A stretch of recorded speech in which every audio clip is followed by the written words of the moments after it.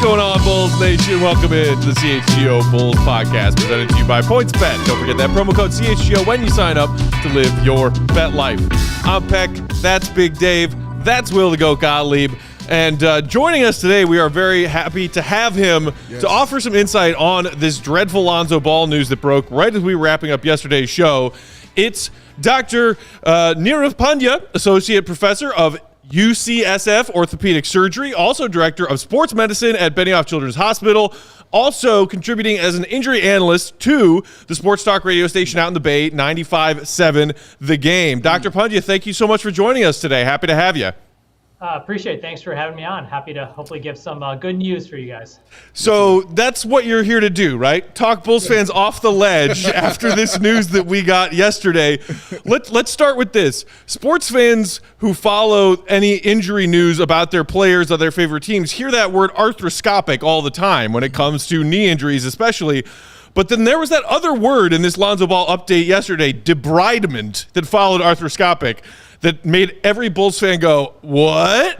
So could you please explain to us, as best you can, what exactly the goals are of this specific arthroscopic debridement procedure? And correct me if I'm saying that incorrectly. No, you're absolutely right. So, arthroscope, that basically means putting the camera inside to take a look. I mean, a lot of us have friends, family members who've had that done. So that's just taking a look at everything inside the knee. Debridement, however anyone wants to pronounce it, it just basically means cleaning stuff up. I mean, that honestly, it's a fancy medical way of saying that. So typically what you're doing when you go in for that kind of surgery, you're looking inside and saying, look, is there any scar tissue? Is there some cartilage wear and tear? Is there maybe a meniscus kind of re-tear? Is there anything that we can clean up that's causing the pain? So that's essentially what it is. So it sounds like some sort of fancy procedure, but it's like, look, let's see if we can do something minor, help the pain get better so we can get back on the court. And how common is this sort of procedure? I mean, obviously, Lonzo's been out since mid-January at his procedure on the meniscus on January 28th, I believe.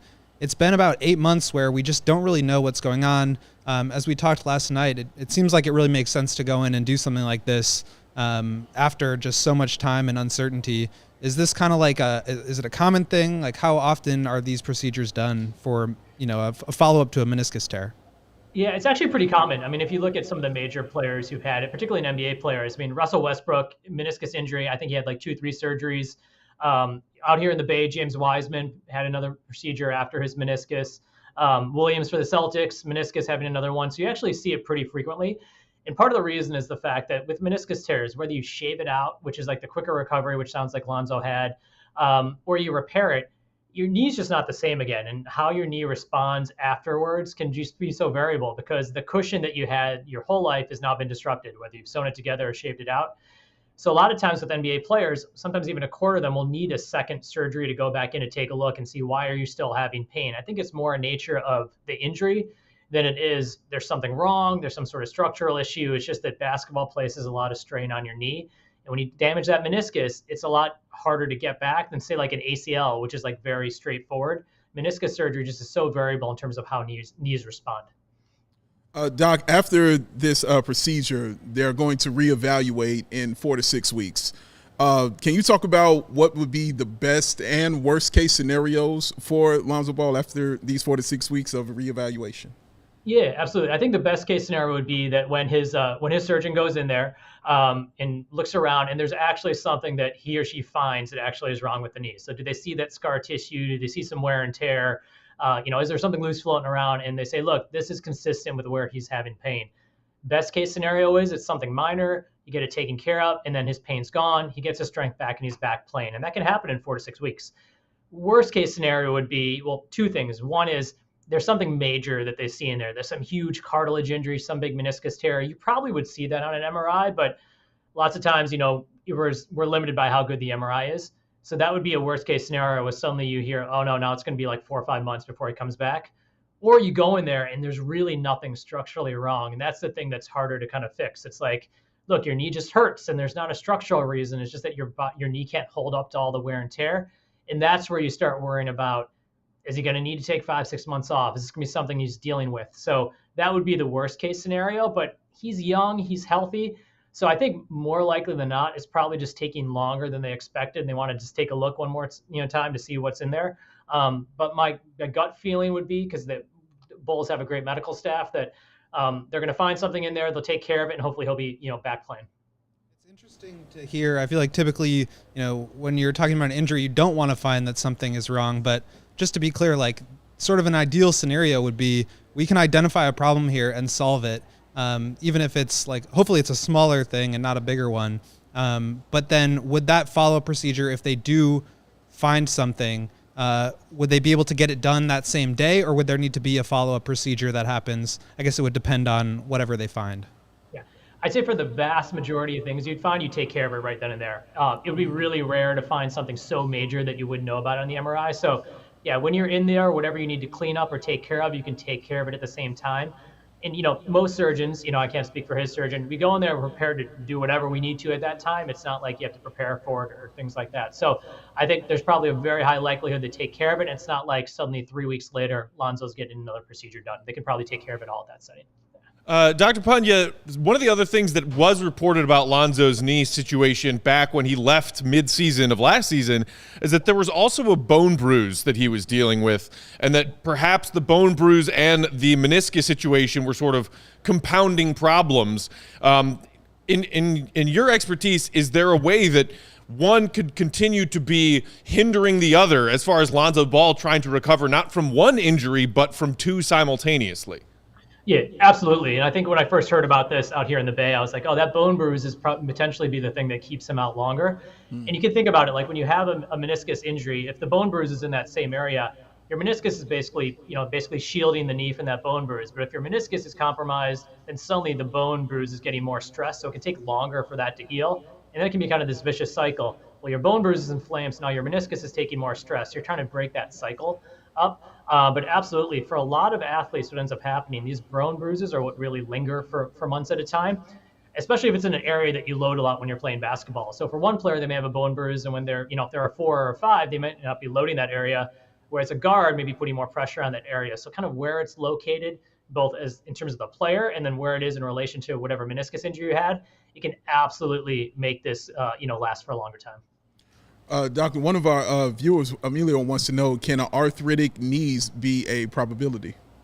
Yeah, and that's the one thing you don't want to see when you go inside there. And, a lot of times on an MRI, you'll be able to see like, there's a huge chunk of cartilage missing, or like there's a big meniscus tear, but sometimes just kind of like early wear and tear where the cartilage is starting to break down a little bit and you're seeing inflammation in there. Absolutely, especially for a player who's had, it sounds like this would be his 3rd surgery, meniscus surgery with the Lakers, now again with the Bulls, and especially if it's the same meniscus, you've got a meniscus on the inside and the outside, it's the same meniscus that he had the procedure on before. Every time you shave meniscus out, it's increasing that chance of having arthritis. So that is the worry, that you go inside there and it's like, look, there's not anything wrong. It's just that your knee's starting to break down. And that's where it becomes more difficult to kind of then come up with a solution for an NBA player. So what would be a typical solution in that case? I tend to go for the immediate worst case scenario here. Is that something that would just have to be maintaining it in terms of pain tolerance? Is there a larger procedure that would maybe sideline him for an extended period of time, but then maybe after that he's back? What's kind of the prognosis there? Yeah, no, that's a great question. If it's kind of just like all over the place, that's a lot harder. Like it's on the inside of the knee, it's on the outside of the knee, and there's not really like one particular area you can take care of. Then really it is just managing pain. Are you doing cortisone injections? Are you doing things like platelet-rich plasma injections? Things just to help the pain get under control. Because even though the knee may look bad, like if you don't have pain, then you're going to keep playing. You got to go to your next contract. Now, if there's an area, like if you've got arthritic changes, but there's like one area that looks really bad, you're like, look, there's this chunk of like 2 centimeters where it looks really bad. There are surgeries that you can do where you actually put new cartilage in or kind of transplant things in. I would assume they would probably see that on an MRI, but if you do find one area that like, look, this area really needs to get replaced, you can do transplants and things like that, and you're looking like 6 to 9 months for recovery. But most likely, it's if there is going to be arthritic changes, it's going to be something that's just like all over the place, and then you're just like, look, we got to control the pain and get you to be effective and prevent your knee from swelling, and it's just kind of managing it, and that may mean you're playing off the bench, you're playing less minutes. There are things you can do to kind of manage his load, and you may potentially, you're like, look, you can play, but when you get up to 15, 20 minutes, that knee is going to flare up. So we have to kind of manage you that way. Doc, since Lonzo's coming to the league, he's dealt with injuries to his, lower extremities. And it seems like everything has pretty much been on the left side. He came in and he dealt with the left ankle injury from the beginning, now dealing with his 3rd knee surgery. Is there something to that, or is everybody just being a Google doctor right now? No, I think, yeah, absolutely right. I mean, I think once a player gets, a lower extremity injury, you're always at risk, even if you're not an NBA player, of hurting other parts in there. You're going to put more pressure on your ankle, or you can put more pressure on the hip.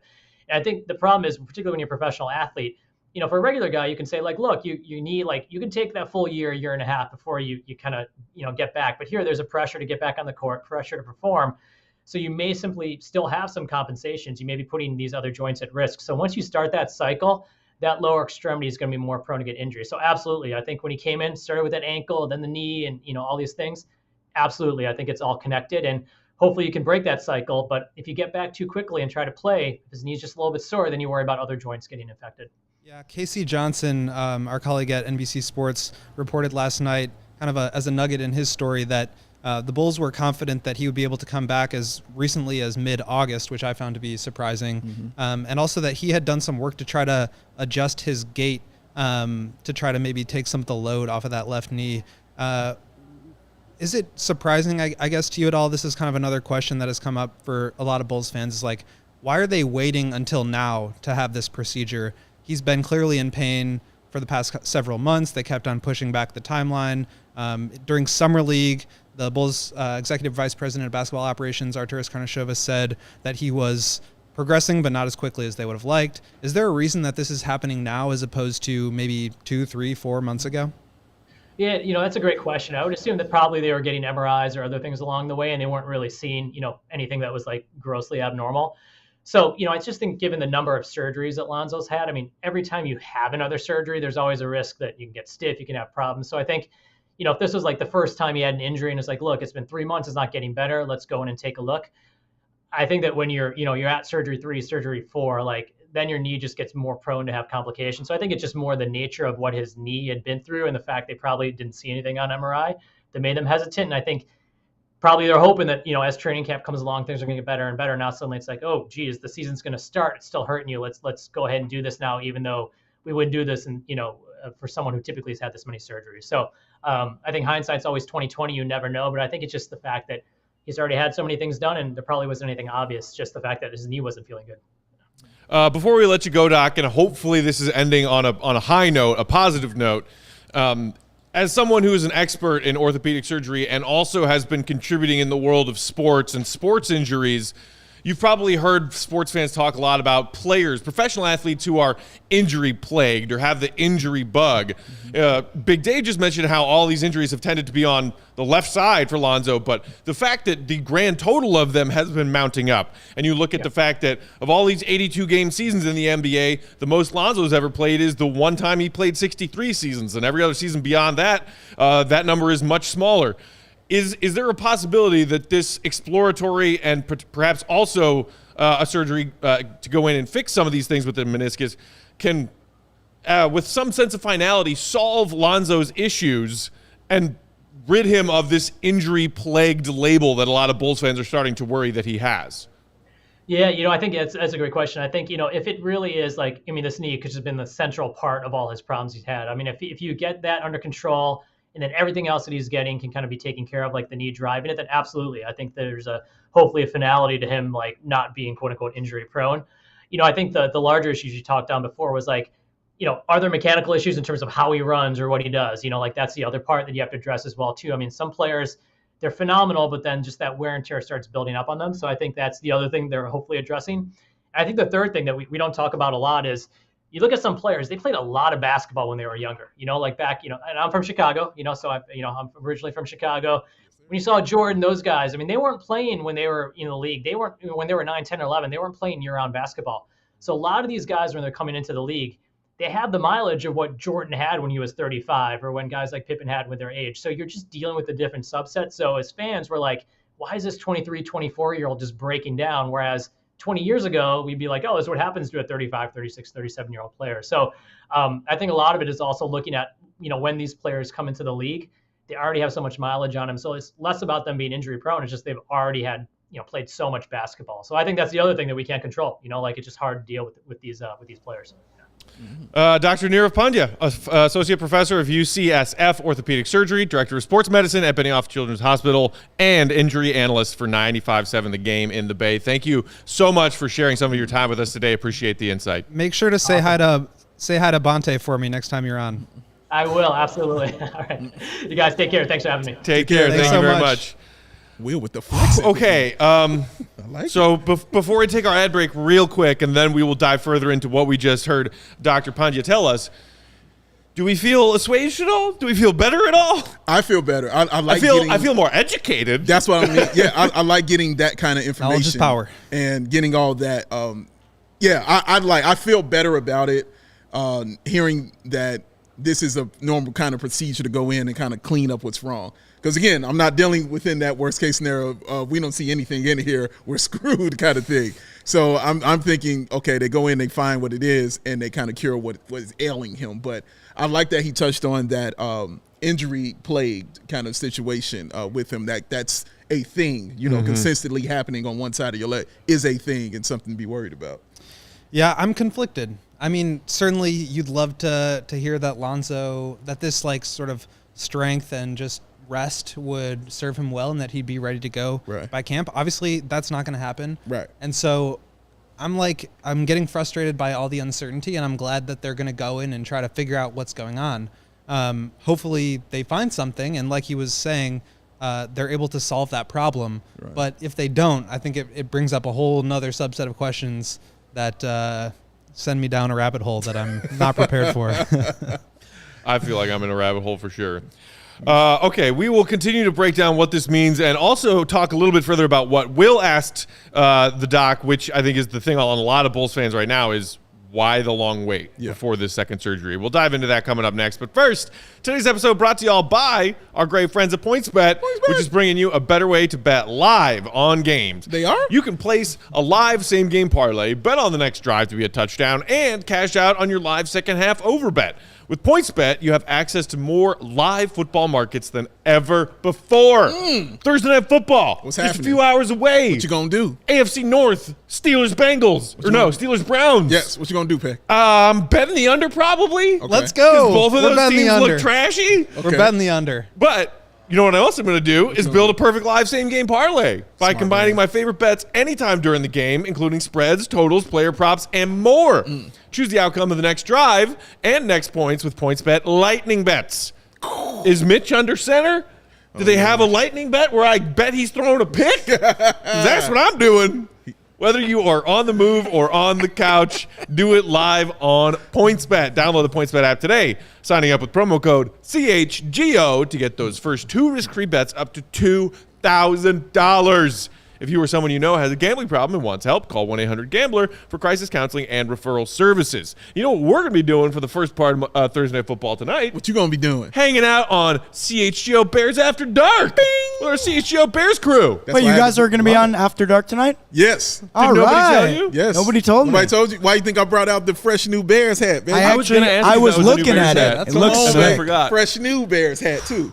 I got some fresh new Bulls hats, too. I'm going to hurt your feelings. Just let you know. God, don't do that. Just gonna let you know. Because Just then letting I'm you going to know. go home and buy myself 6 new Bulls hats It's- that I don't need. I'm sorry, but I can promise you they're going to hurt your feelings. I'm sorry. Don't want to do it, but it's what I Hurt do, my baby. feelings. What did you buy, like a Dwayne Wade number 3 Bulls hat? No, I mean that in a good way, hurt your feelings. But I will wear my Dwayne Wade shirt just because you said that. That's going to happen now. Athletic Greens. Who wants some? I do, and you should too. Because you know you want to get on down with the 75 high-quality vitamins, minerals, whole food source, superfoods, probiotics, and, of course, what they got, Peck? Adaptogens? Helps you start your day correctly. That special blend of ingredients that support your gut health, nervous system, immune system, energy, recovery, focus, and your aging, all the things you want to take care of. Costs you less than $3 a day. Cheaper than getting those different supplements yourself. Investing in that all-in-one nutritional insurance. All right, vegan, dairy-free, gluten-free, less than 1 gram of sugar, and no GMOs, no nasty chemicals, no artificial anything. And it does all this while still tasting good. But don't take my word. I can actually point to him right now and say, take the word of this man right here. Will the GOAT Gottlieb. He is on the Athletic Greens. It's true. I do it. I'm still doing it. however many months later. So what did we start this partnership 6 months ago? Yes. I've been going strong ever since. 6 months of athletic What greens. was that first 6 plus. time like for you, having some athletic greens? What was that first time like? I don't know if I remember. Just started going with it, and it became a part of my daily life.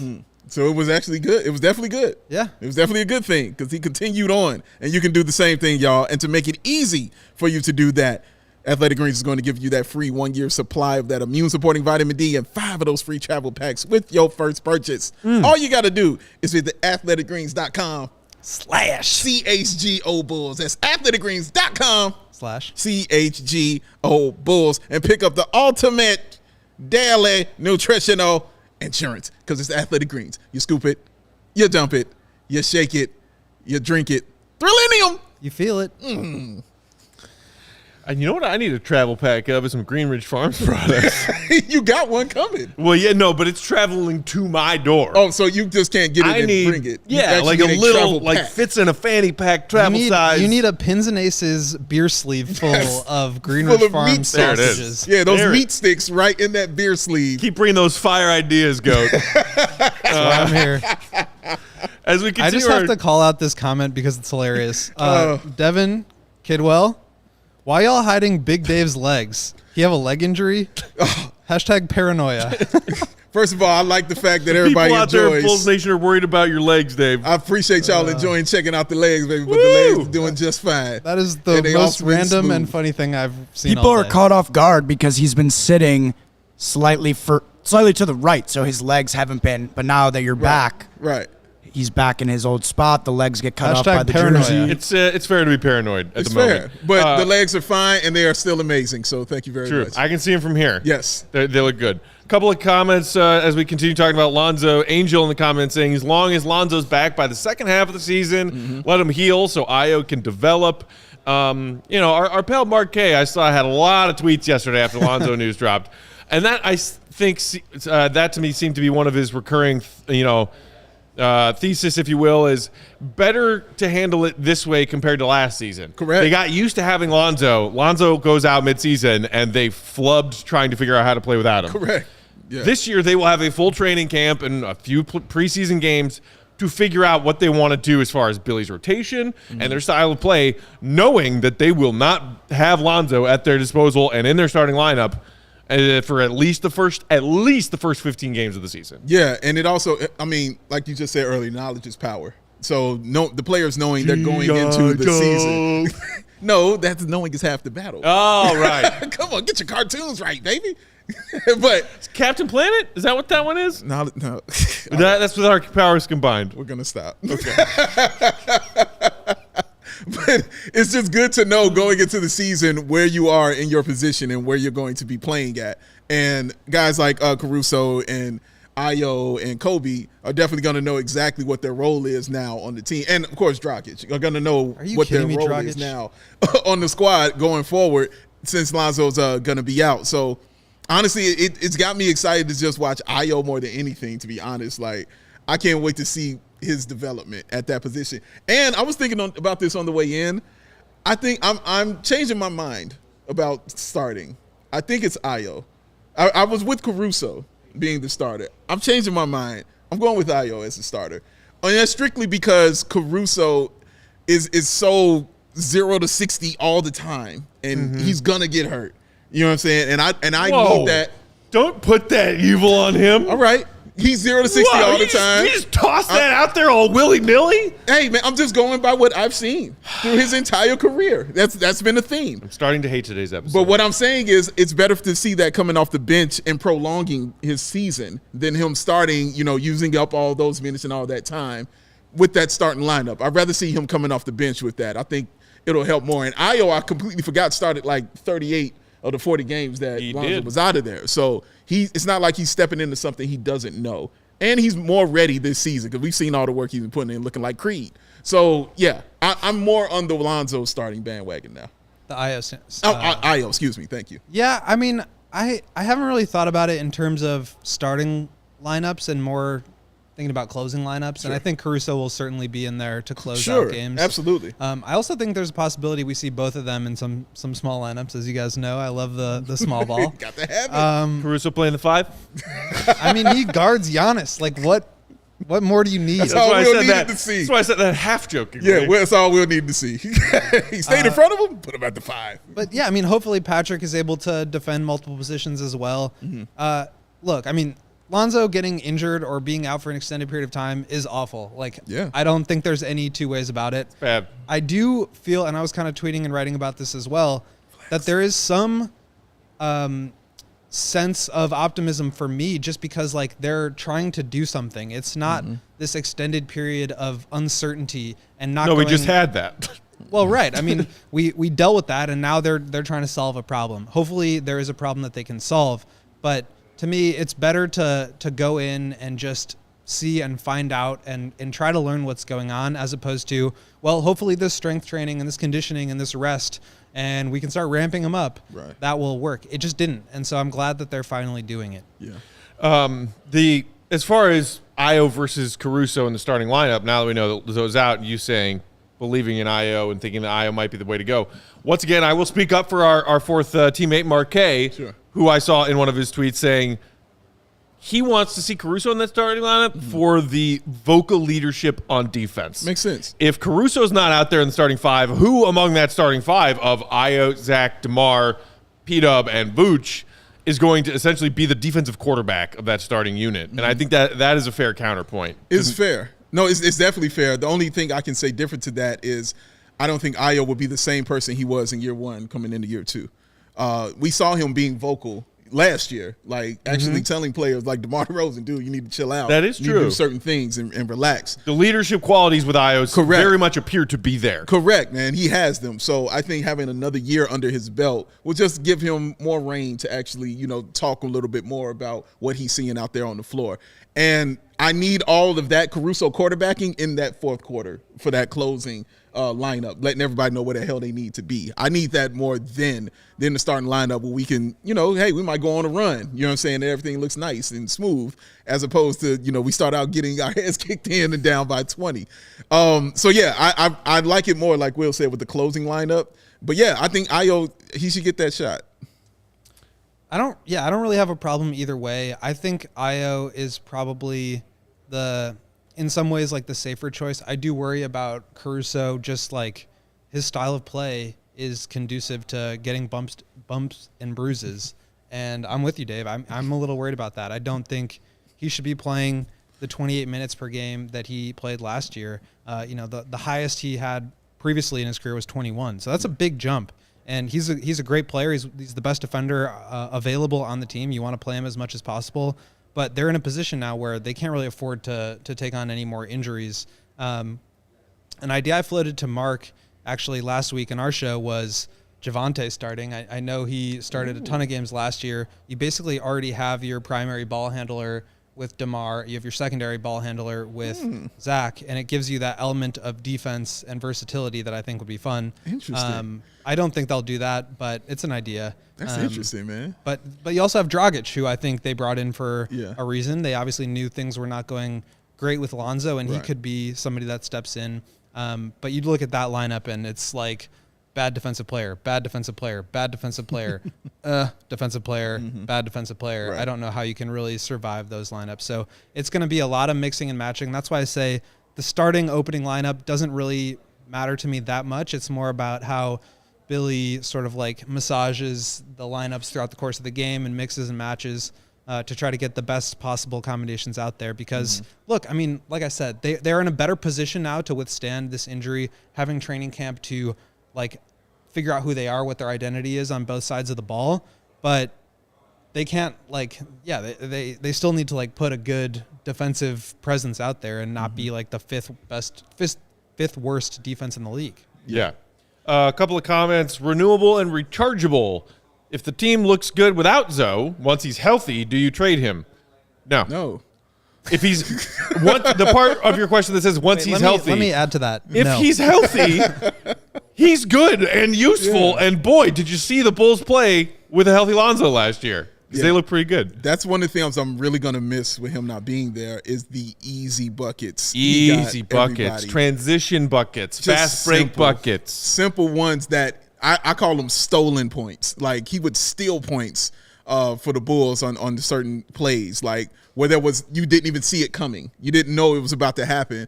Boom, a pass that nobody else can make on the quick inside look for an easy lay. Or the Tom Brady one that I think about, I'm sorry, Justin Fields one. Does that make you feel better? Sure. The Justin Fields one where he threw down to Zach for the 360. Like, he gets those kind of easy points for the Bulls that I am truly definitely going to miss. And he does it definitely on the defensive end, that help defender that he is, those blocks and the rebounding. He also helped very, very key in the rebounding and starting the break. I want to see if Io can do those kind of things, getting the rebound, because he has the frame, for that. And, he loves being in transition.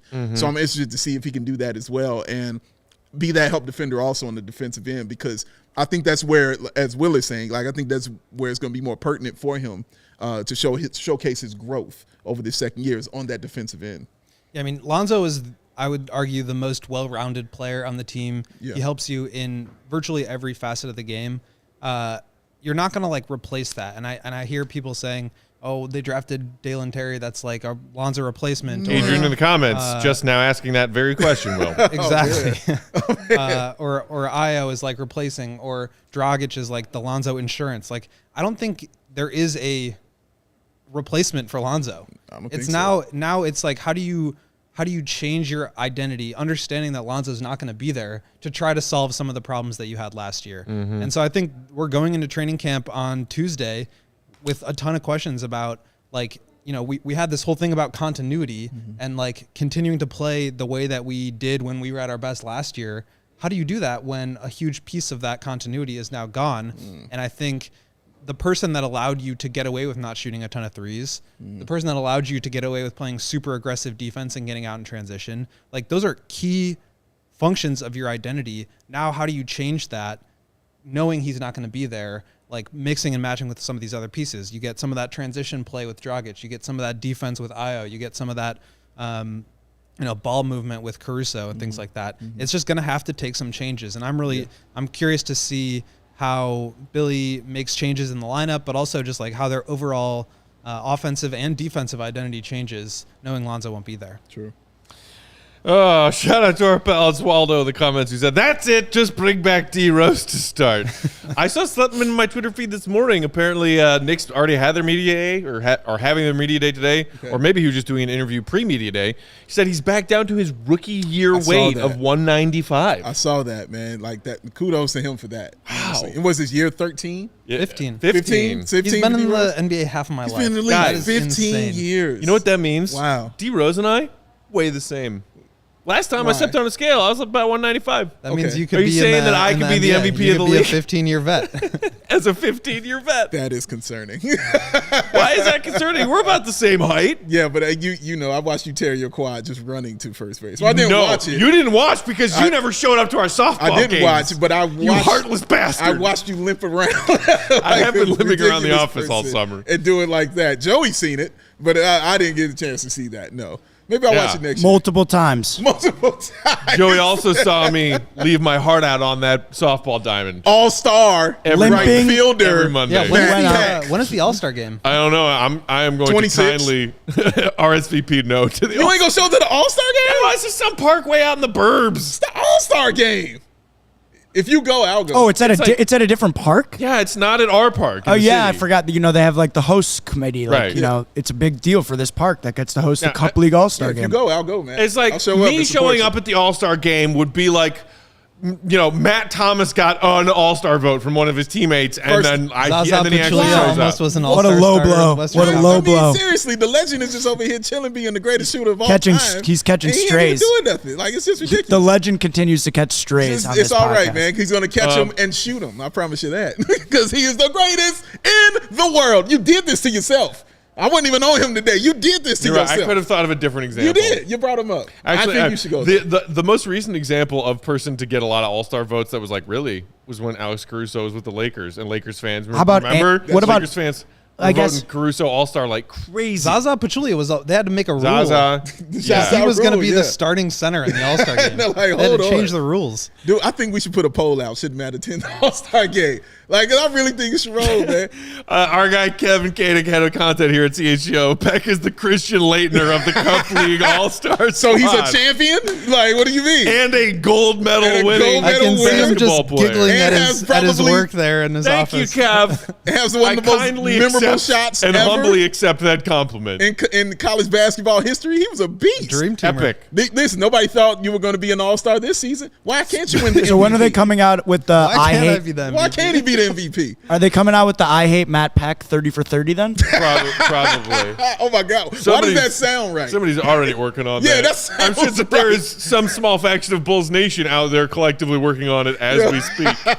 Just people shaking their heads like this. Maybe our guy C-Red Fred spearheading that project. What's up, Freddie? Okay, so before we move on from this, just to revisit it one more time quickly, after what we heard, Dr.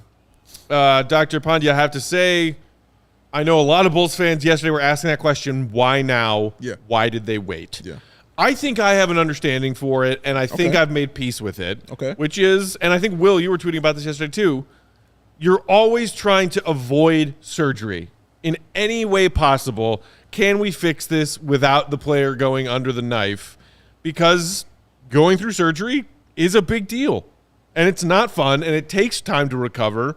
And they were hoping, and I don't think blindly hoping, that it was going to eventually improve based on the treatments and the rehabs that he had been doing. Mm-hmm. I think right now, not as upset as the average Bulls fan about this timeline. What about you guys? I actually have the same feeling because it's the thing you want to avoid, especially with something that you've done twice, and especially of having a surgery that didn't fix the problem. You still couldn't play. So you're like, you want to go in there again and look around after the first time it didn't work? I'm just thinking this in terms of if I wasn't a basketball player. If you have a regular surgery and they're like, well, we still don't know what's wrong, we want to go back in there, you'd be like, dude, I'm not a Buick. You can't just open me up and then feel around in there and see what's wrong. So I understand the hesitancy of him trying different things.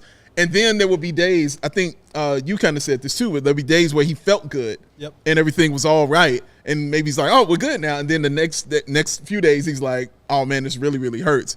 So, yeah, it's weird because you might say, oh, you know what? It's going to feel good tomorrow because it felt good a few days ago.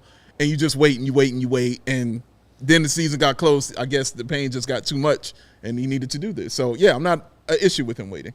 Yeah, I think what Dr. Pandya was kind of alluding to without maybe necessarily saying explicitly is the reason you do this surgery is because you're still having pain, but you can't see anything on an MRI that would suggest why you're having that pain. Yeah. So they put the scope in to try to identify what it is. And then, as you said, like you are prepared to do whatever kind of procedure you need to, whether it's like remove loose bodies or shave down an extra piece of the meniscus, whatever it is. So clearly, like they weren't seeing anything major on the MRIs or x-rays.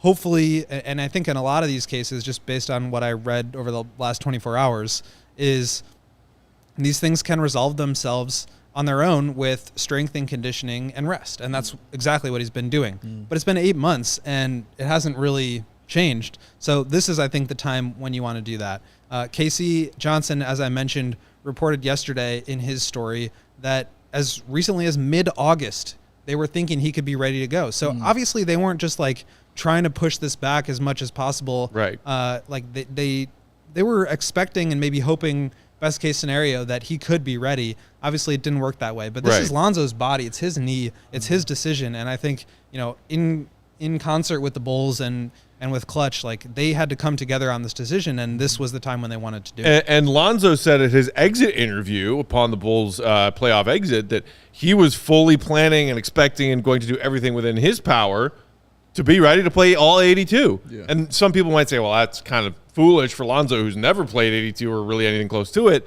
to have that expectation for himself. But I think that collectively, as you just said, Will, Lonzo, his people, and the Bulls and their staff all were of that like mind, that we were going to fix this Lonzo problem this offseason and he was going to be ready for camp. Right. And I don't think it was – like I saw some Bulls fans cracking jokes, you know, comparing Lonzo's situation to the Scotty comment from The Last Dance, you know, I don't want to fuck my summer up. Yeah, when Bulls fans are asking why did they wait. funny joke, but no. Yeah. I don't think this was Lonzo being like, well, if I got a cast on my knee, I can't go hang out on my boat all summer. Right. No. Yeah. They had a plan, and they were trying to execute that plan, and they, I'm sure, are all very frustrated right now that they had no other choice at the end of the offseason but to go under the knife again. And I just want to reiterate, hopefully they find something wrong. Yeah. It's crazy to say that, but really, if they are able to find something wrong, they could probably solve this problem. Sure. If they don't, that's where you start to get really nervous about his longevity and whether... Because there's just a ghost haunting Lonzo's knee? Yeah, I mean, he's got, basically this bone bruise in his knee and no cushion of the meniscus to be able to support it. Yeah.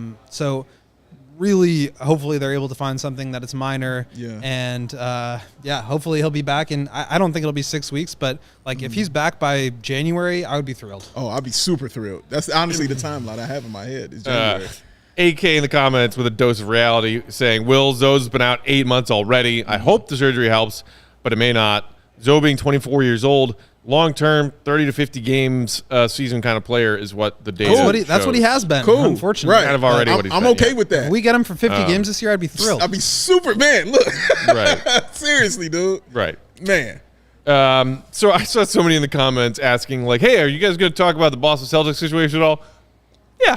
We'll touch on that coming up in a minute. Also, a Bulls Central Division rival made a pretty interesting trade this morning. We'll touch on that, too, before we get out of here. But first, today's episode brought to you guys by that amazing merch place known as Pins and Aces. All of the official golf apparel that you would ever need, and the official golf apparel and official golf apparel partner of CHGO. We love our Pins and Aces gear and get tons of compliments on it on and off the course. So far for me, just off the course. Right. Because I haven't hit the links in a while. Yeah. What's a while? A couple years. Okay. Doesn't mean I can't get that awesome beer sleeve, though. Doesn't mean that. Pins and Aces are a family-owned golf and apparel business. They make amazing polos, hats, golf bags, and even our favorite beer sleeve, an innovative product that allows you to store 7 beers. Count them, Dave. Like a drunk Indiana Jones. He going to walk on that joint. 1, 2, 3, 4, 5th, 6th, 7. Just Sam? right 7 beer sleeve right inside your golf bag and keeps those drinks cold the entire round. Yeah. I want to bring one to our tailgate on Oh, Sunday. actually, yes. That would be the place to do that. Check out pinsandaces.com and use promo code CHGO to receive 15% off your first order and get free shipping. Get it. That's pins and, spelled out the word and, A-N-D, pinsandaces.com, promo code CHGO. That's right. Got to say the whole thing, like a Tribe Called Quest. Say the whole thing. And he just mentioned the tailgates, ladies and gentlemen. It is going down. Joey, give me Thank you, Joey. I was already doing it. He was on it, man. You see it right there on your screen, y'all. September 25th, this Sunday, Chicago versus Houston starts at 8 a.m. It's going to go for 4 hours. Whoa. The official tailgate of the CHGO, best in the city. All inclusive, y'all. Get you your foods, get you your drinks, all for that. And you get you some good music, too. And you get you some games because you saw those what you call them, the boards? Is they bag boards? Bags boards. Yes, you saw them bag Call boards. them bags boards. Don't you dare call them cornhole boards. Boards. Again, this is why I asked. We're going to have some problems. This is why I asked, sir.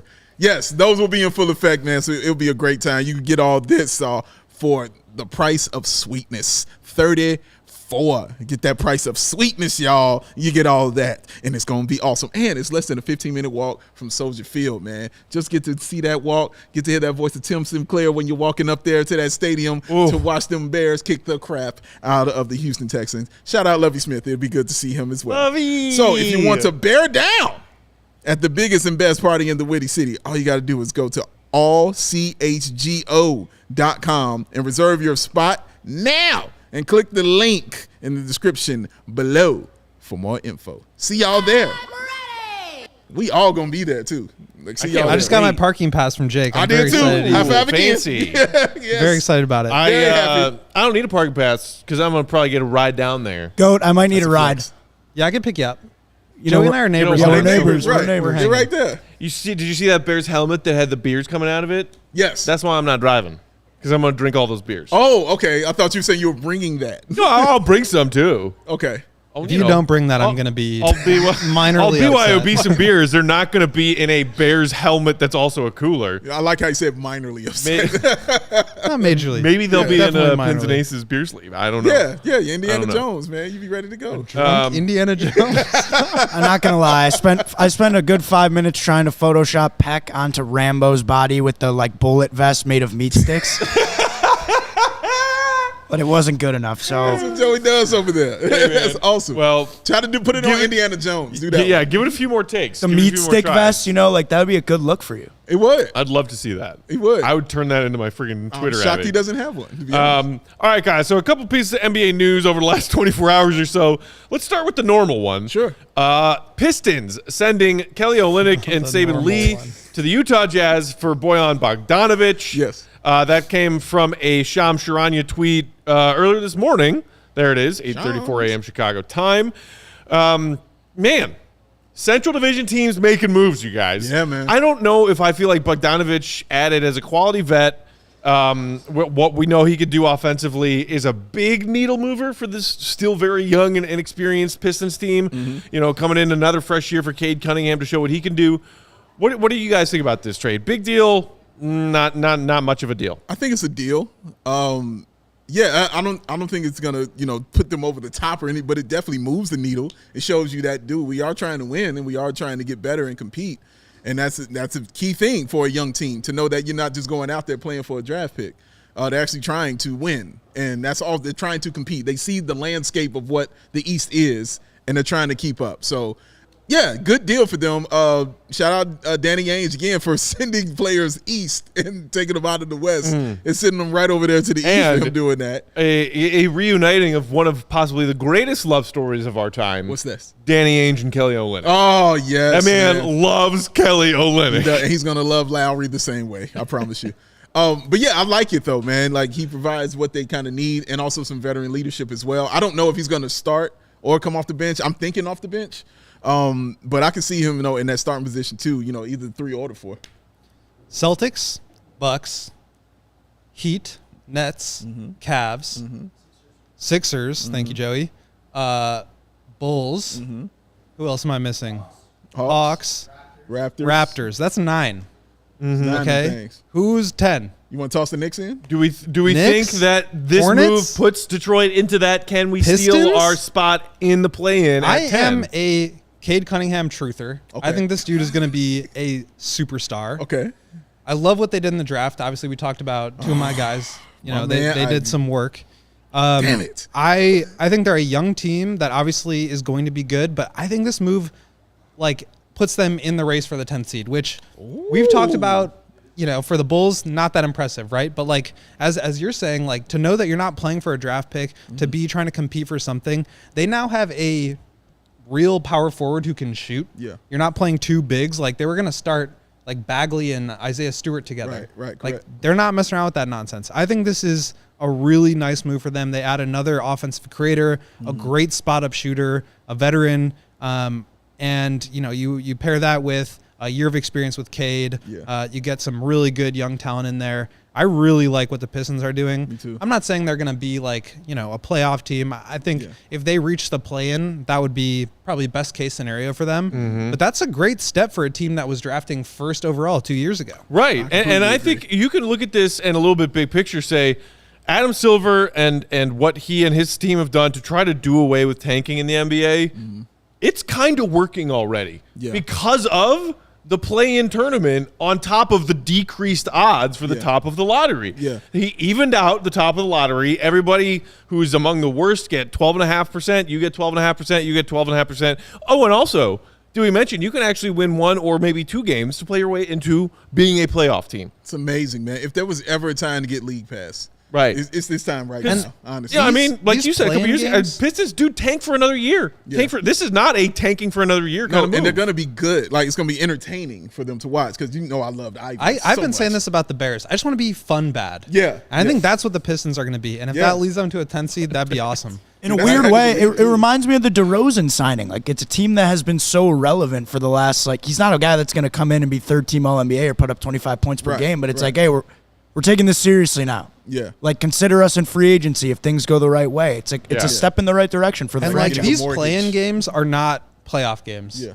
But they are high leverage, good experience for young players. And if they get into one of those scenarios, that's like a taste. Right. And when you get there, you want to keep getting better. I think they've made themselves better in the short term, and I think it will help Jaden Ivey, Cade, Killian Hayes to a certain extent, Right. Isaiah Stewart, Jalen Duren. Like all these guys are going to get better by having somebody who can dribble, pass, shoot, who can create offense, who can space the floor.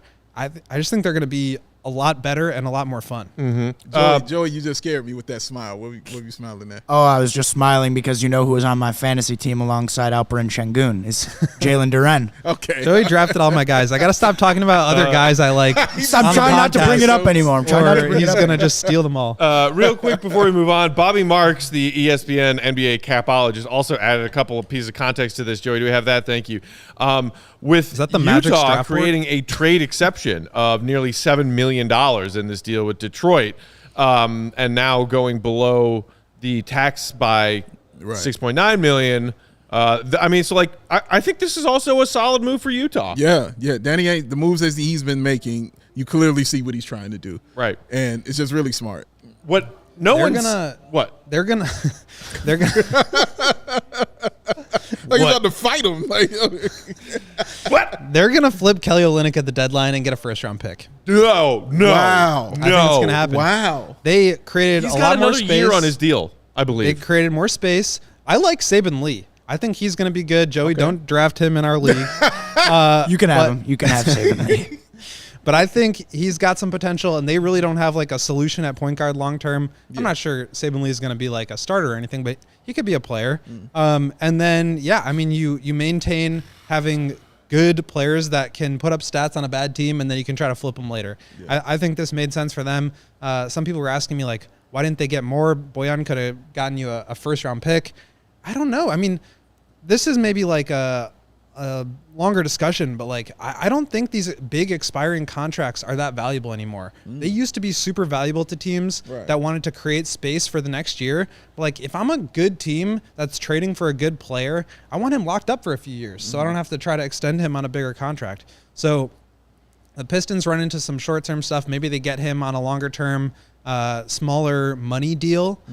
But I think the Jazz did pretty well for themselves, especially if they want to save some money. I agree. All right, before we get out of here, you may have seen some tweets late last night if you live in Chicago or Central Time Zone in general. Joey, can we just take a look at the timeline of some of these tweets here?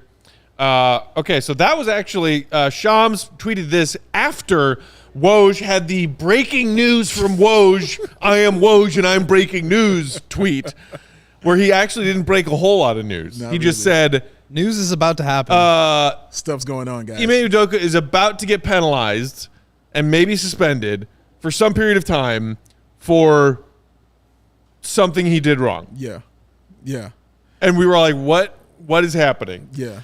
But his People, job of is course, not in wildly jeopardy. started guessing on NBA Twitter. And then a couple hours after Woj tweeted that, we got that tweet from Shams that we just saw. Yeah. Which, shout out to Shams, just totally roasted Woj in the ongoing battle between those two last night. Celtics coach Ime Udoka had an improper, intimate, and consensual relationship with a female member of the team staff, sources tell The Athletic. It's been deemed a violation of the franchise's code of conduct. And then this morning, Woj said Celtics coach Ime Udoka likely facing a suspension for the entire 22-23 season for his role in that relationship. Sources tell ESPN. A formal announcement is expected soon. What the hell, guys? I got thoughts. So, look, and I was busy yesterday, so I couldn't chime in on everything that was going on, but I have thoughts. So, the first thought, when I first heard about it, I immediately thought it was a relationship. That's my first thought, like, it's got to be a relationship. What set me off was a year suspension.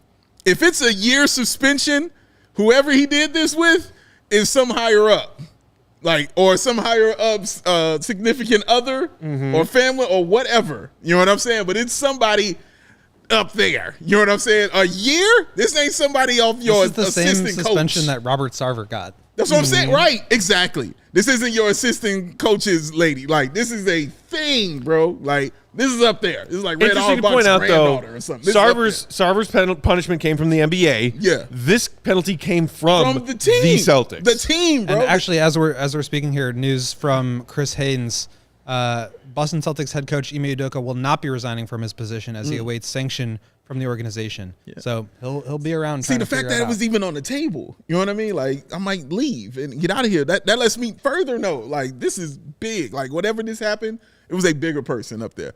Second thing, Nia Long, brother. Nia Long, man. Nia Long, dude. What? Word? Straight up. I don't know everything, obviously. I'm outside looking in. I don't know the relationship and all that. But I've been on the outside looking in on Nia Long for quite a long time in my life. And damn, that is Nia Long, family. Yeah. That has been the one up here since like Friday, since Fresh Prince of Bel-Air. It's been Nia Long forever and still is. My God. My God. So I can't remember. I've never heard Dave so adamant about anything. I mean, as Stephen A. he's said, not wrong. The mitigated gall. Right. As Stephen A. says. If it is true that, in fact, they were still in a committed relationship with one another and Ime cheated on her, why? Why? I can't remember where I saw it, but I believe I saw from some reputable source last night on Twitter as all this was blowing up that Udoka and Long had actually begun the separation process as a couple recently. And that, so maybe there was no overlap. Maybe it wasn't an affair, him cheating, et cetera, but that they had already begun to split while this has happened. Ecobee has an interesting question. Did the female staff member get suspended as well? That's an interesting question. I have not heard anything about that. I haven't heard anything about and that. And that does kind of, if it is true, narrow down what you said, where maybe it is the significant other of someone else within the Celtics organization. It's up there, the way it was reported was a staff member. Yeah. Not a significant other of a staff member, a staff member. I mean, because this isn't the first time somebody has done something like this, you know, playing sports, anything like that. I mean, we go through the Tony Parker thing, Steve Nash thing, like all these things. Like, we've seen all this before. I've never seen it to the point where somebody might have lost their job or it's been suspended because of it. So that lets me know, like, it's on another level, man.